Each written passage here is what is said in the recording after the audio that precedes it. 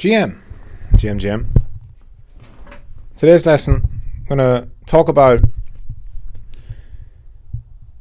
the process, following your process, and the quality of work you do, and how to be consistent. So I did a lesson where I talked about the process, and I talked about the sushi guy in Japan, Jiro, and the documentary about Jiro Dreams of Sushi. If you've listened to that lesson, this is sort of like a follow-on to it. Talking about the importance of process, how to focus on the process, how to reduce stress by focusing on the process and not the outcome. And I got a good question from a student about how can you achieve the same quality of work every day or come close to achieving a certain standard, right? Because one part of it is following your process, okay? Make a process first of all. Process is just a list of things you do. If it's a system, trading system, it's a set of rules.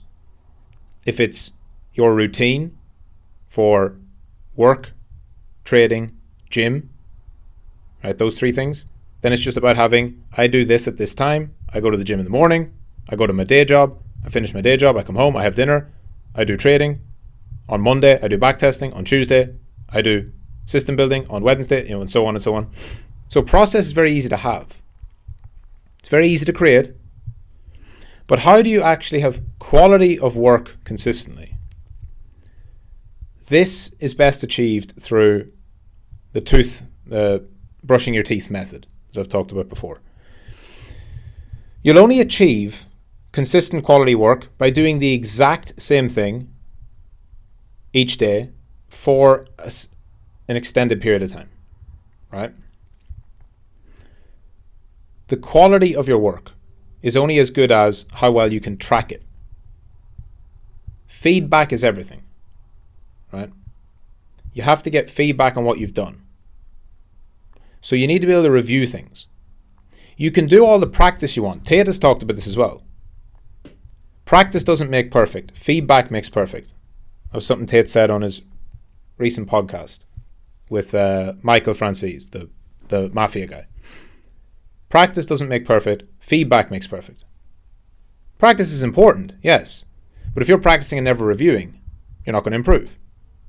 So it's better to do the process, right? It's better to do your journal every morning, review the charts, the same 10 charts every day, to check in on the funding rates and note them down, to check in on the open interest and note it down, to check in on the RSI and note it down, all these things you want to add to your own process. It's good to do all those things. That's practice. You're doing the thing each day, but you must then review. I fell into this negative habit before where I would note loads of things down, right? I would have a process and I would write things down. I'm tracking those data, right? I'm tracking out open interest, I'm tracking volume, I'm tracking, the biggest gainers on the day, whatever it is. And I would write them down. I would write down key levels. I would write down key levels for Bitcoin every day on a sheet. And I would say key level 63.2, 64.2, 65.2. And I would write that down. The next day, I would do my charting again. If they'd changed, I would change the key levels. But what I wouldn't do was review that. Right? So at the end of the week, I wouldn't go back and look and see, okay, how well did those levels work? If I've written down key levels each day, okay, but I've just written them down.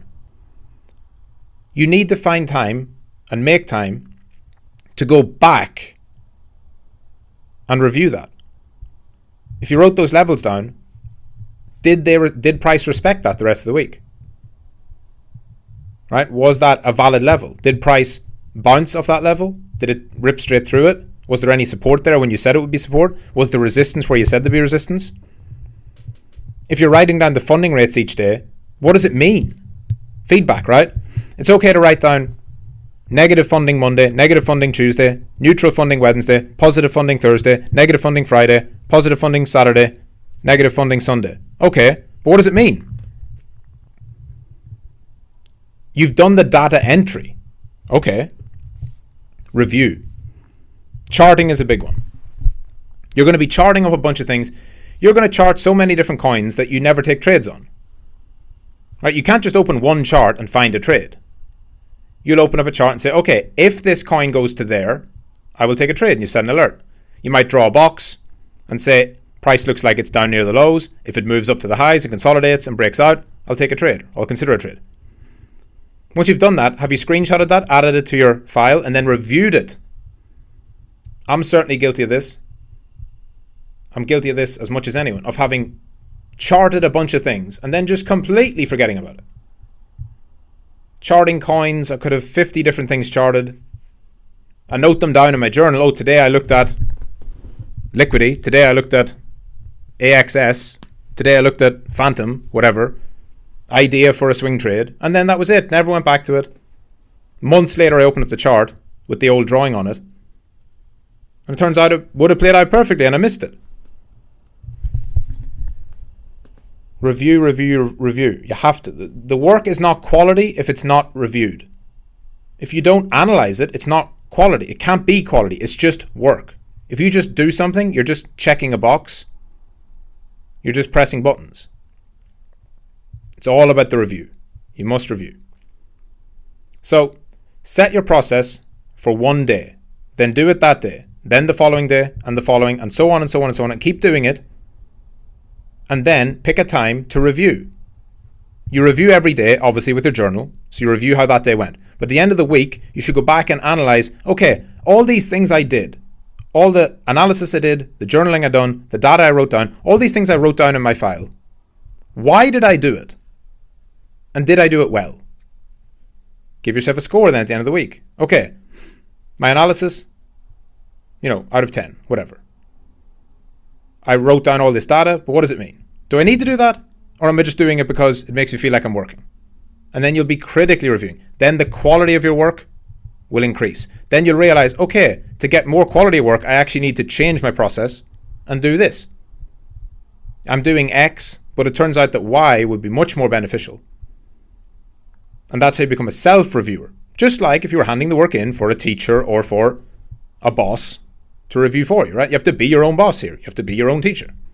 You have to review your own work.